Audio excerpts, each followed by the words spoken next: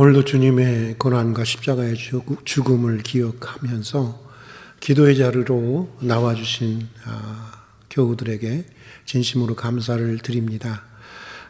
오늘 우리가 함께 묵상할 말씀은 시편 30편입니다. 시편 30편 말씀 우리 함께 읽도록 하겠습니다. 구약성경 822면에 있습니다. 함께 읽겠습니다. 여호와여, 내가 주를 높일 것은 주께서 나를 끌어내사 내 원수로 하여금 나로 말미암아 기뻐하지 못하게 하심이니이다. 여호와 내 하나님이여, 내가 주께 부르짖음에 나를 고치셨나이다. 여호와여, 주께서 내 영혼을 수월에서 끌어내어 나를 살리사 무덤으로 내려가지 아니하게 하셨나이다. 주의 성도들아, 여호와를 찬송하며 그의 거룩함을 기억하며 감사하라. 그의 노염은 잠깐이요 그의 은총은 평생이로다. 저녁에는 울음이 깃들일지라도 아침에는 기쁨이 오리로다. 내가 형통할 때 말하기를 영원히 흔들리지 아니하리라 하였도다. 여호와여, 주의 은혜로 나를 산같이 굳게 세우셨더니 주의 얼굴을 가리심에 내가 근심하였나이다. 여호와여, 내가 주께 부르짖고 여호와께 간구하기를 내가 무덤에 내려갈 때 나의 피가 무슨 유익이 있으리요. 진토가 어떻게 주를 찬송하며 주의 진리를 선포하리까. 여호와여, 들으시고 내게 은혜를 베푸소서. 여호와여, 나를 돕는 자가 되소서가 하였나이다. 주께서 나의 슬픔이 변하여 내게 춤이 되게 하시며 나의 베옷을 벗기고 기쁨으로 띠띠우셨나이다. 이는 잠잠하지 아니하고 내 영광으로 주를 찬송하게 하심이니 여호와 나의 하나님이여, 내가 주께 영원히 감사하리이다. 오늘 시편을 읽으면서 마음에 가장 다가오는 축복의 말씀은 11절과 12절의 말씀인 것 같습니다. 시편 시인 다윗은 슬픔이 변하여 춤이 되게 하시고 베옷을 벗기고 기쁨의 옷을 입히며 탄식이 변하여 찬송이 되게 하신 하나님의 은혜를 찬송하고 있는데, 이 다윗의 고백과 간증과 찬양이 우리들의 고백이 되고 우리들의 간증이 되고 우리들의 찬양이 되기를 축복하면서 오늘 시편 30편을 함께 살펴보고자 합니다. 오늘 시편 30편은 우리가 조금 방금 전에 읽었지만 전형적으로 내용적으로는 찬양시이고 감사시입니다.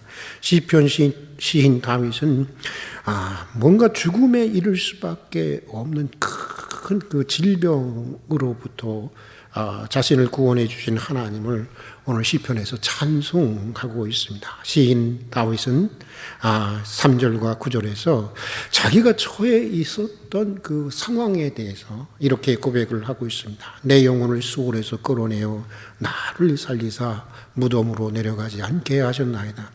내가 무덤으로 내려갈 때 나의 피가 무슨 소용이 있겠습니까? 그러니까 죽음의 문을 이미 통과했다고 하는 것입니다. 이미 수월에 들어갔다고 여겨질 정도로 그렇게 절망적인 상황이었다고 하는 것입니다. 그러나 기적적으로 하나님이 건져주시고 고쳐주시고 치유해 주셨다는 것입니다.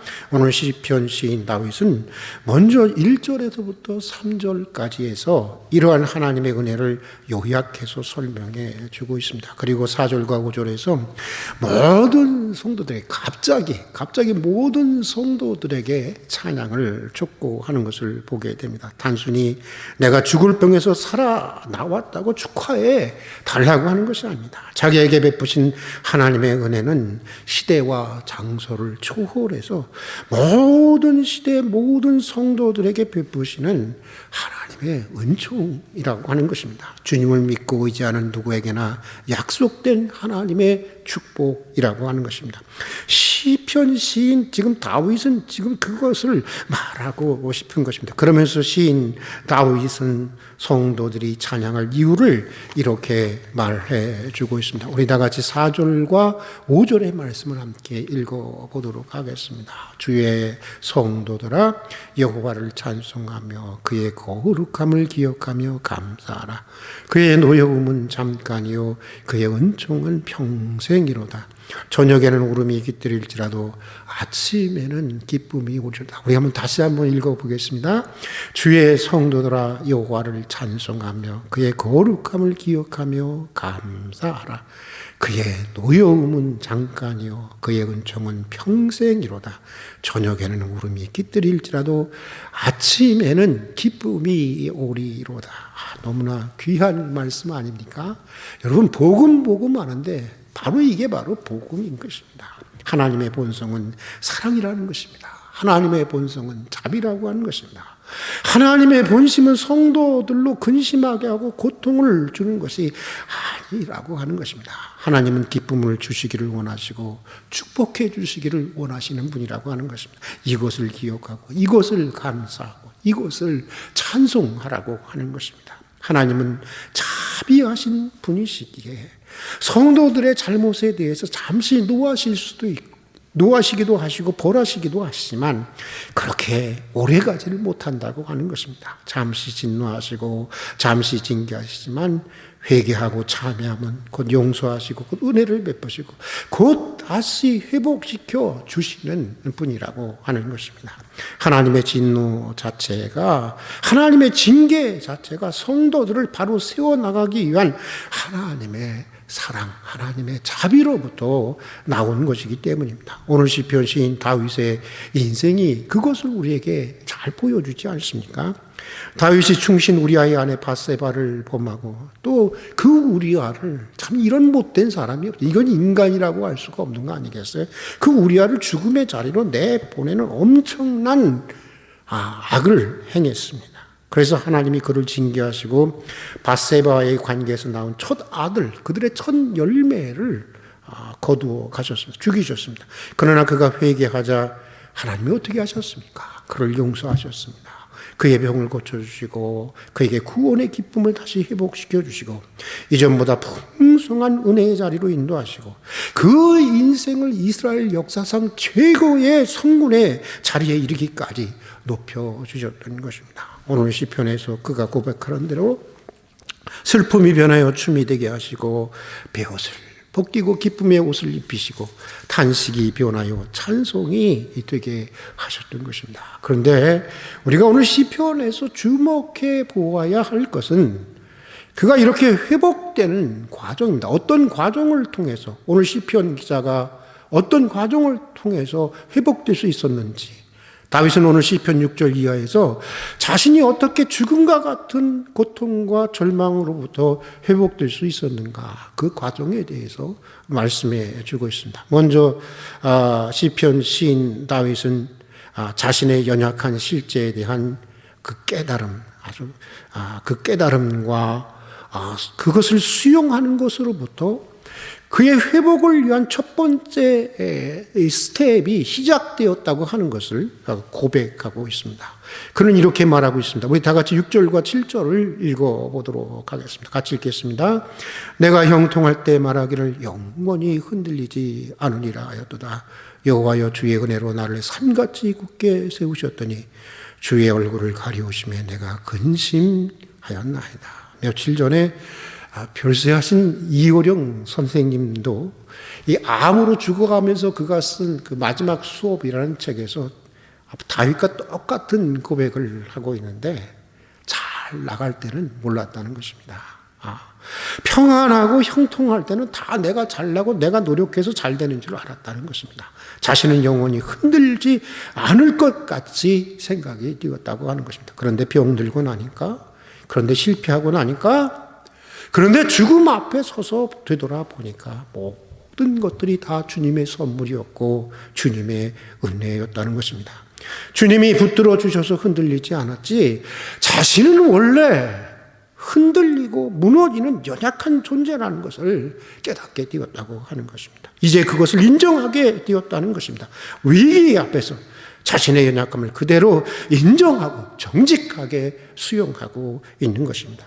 하버드 대학의 교수이면서 20세기 대표적인 기독교 작가인 헨리 나우에는 그의 책 춤추시는 하나님에서 이렇게 말하고 있습니다. 우리가 고난에 직면하게 될 때 우리는 마땅히 슬퍼해야 한다.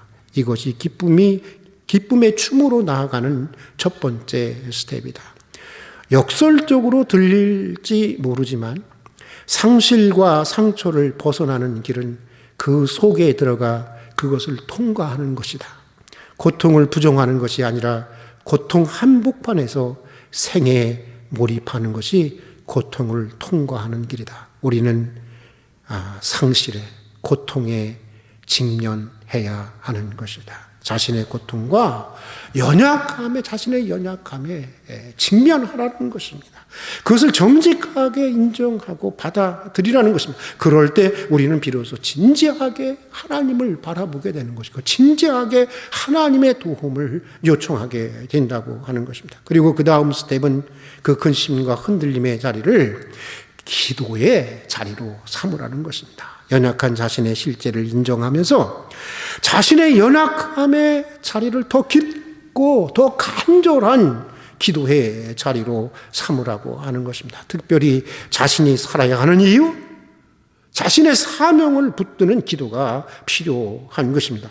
오늘 시편 시인 다윗은 그것을 보여주고 있는데 우리 다 같이 8절과 9절의 말씀을 같이 읽어보도록 하겠습니다. 여호와여, 내가 주께 부르짖고 여호와께 간구하기를 내가 무덤에 내려갈 때 나의 피가 무슨 유익이 있으리요? 진토가 어떻게 주를 찬송하며 주의 진리를 선포하오리까? 여호와여, 들으시고 내게 은혜를 베푸소서. 맹목적으로 살아야 하니까 살려달라고 하는 것이 아닙니다. 살아야 할 이유가 있다는 것입니다. 주님을 찬양하고 주의 진리를 전하고 주의 진리를 선포하기 위해서라고 하는 것입니다. 시인은 지금 자신의 존재 이유, 자신의 사명을 붙들고 하나님 앞에 기도하고 있는 것입니다. 한국교회의 영원한 원로이신 한경직 목사님이 젊었을 때 미국 유학 중에 폐결핵 3기라고 하는 사형 선고를 받게 됩니다. 그때 한경직 목사님은 단순히 살려달라고 기도하지 않았습니다. 그는 이렇게 기도했습니다. 일제에 신음하고 있는 조국에 가서 하나님 3년간만이라도 내가 복음을 전하다 죽게 해 주십시오 라고 기도를 했습니다. 어떻게 됐을까요? 하나님은 그를 살려주셨습니다.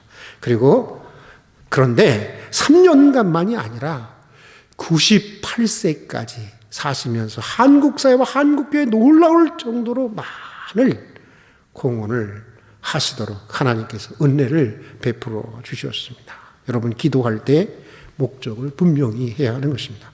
왜 내가 가난에서 벗어나야 하는지, 왜 내가 고통에서 벗어나고 왜 질병에서 회복되어야 하는지, 왜 내가 더 살아야 하는 것인지, 무엇을 위해서, 누구를 위해서 종을 울리자는 것인지 이것을 분명히 해야 하는 것입니다. 그때 오늘 시편 시인 다윗처럼 죽음에서도 음부에서도 이끌어내시는 주님의 손길을 경험할 수 있게 되는 것입니다. 사랑하는 교우 여러분, 우리가 우리의 연약한 실제를 정직하게 인정하고 그 자리를 더욱 깊고 간절한 기도의 자리로 삼게 될 때, 또 우리가 우리의 사명을 붙들고 기도하게 될 때, 오늘 시편 시인인 다윗이 고백하고 있는 대로 우리의 슬픔이 춤이 되고 우리의 근심이 기쁨이 되고 우리의 탄식이 찬양이 되는 주님의 은총을 경험하게 되는 것입니다. 이런 은혜가 교우 여러분 모두에게 있기를 기원하면서 오늘 여기까지 하도록 하겠습니다. 함께 기도하겠습니다. 오늘도 이른 아침 깨워주시고 기도의 자리로 인도해 주신 것을 진심으로 감사드립니다. 그리고 무엇보다 우리 있는 모습 그대로를 사랑하시는 주님이시기에 더욱 감사를 드립니다.